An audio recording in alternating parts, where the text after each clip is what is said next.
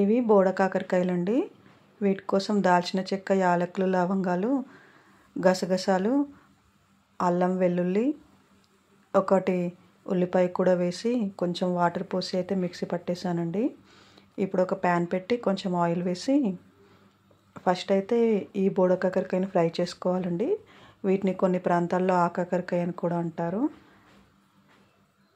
వీటన్నింటిని ఫ్రై చేసుకున్న తర్వాత ఒక ప్లేట్లోకి తీసి పక్కన పెడుతున్నానండి. అలాగే ఇప్పుడు ఇంకొంచెం ఆయిల్ వేసుకొని ఒక ఆనియన్ కూడా వేసానండి. ఈ ఆనియన్ కొంచెం ఫ్రై అయిన తర్వాత ఇందాక మిక్సీ పట్టుకున్న పేస్ట్ ఉంది కదండి, ఆ పేస్ట్ కూడా యాడ్ చేసుకోవాలి. ఈ పేస్ట్ ఒకసారి కొంచెం ఫ్రై అయిన తర్వాత నేను ఇక్కడ ఒక 3-4 టమాటోస్ వేస్తున్నానండి.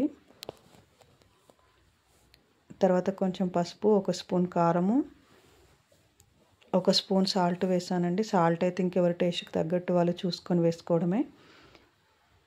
ఇవి ఒకసారి కలిపేసి కొంచెం వాటర్ కూడా యాడ్ చేశానండి. తర్వాత వీటన్నింటినీ ఒకసారి కలిపేసి ఇంకా మూత అయితే పెట్టేశానండి.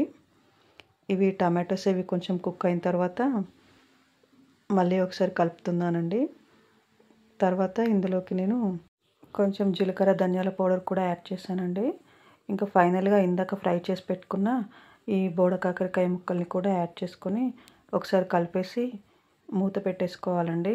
3-4 మినిట్స్ తర్వాత లిడ్ తీసేసి ఒకసారి కలిపేసుకొని ఫైనల్గా కొత్తిమీర యాడ్ చేసుకోవాలండి.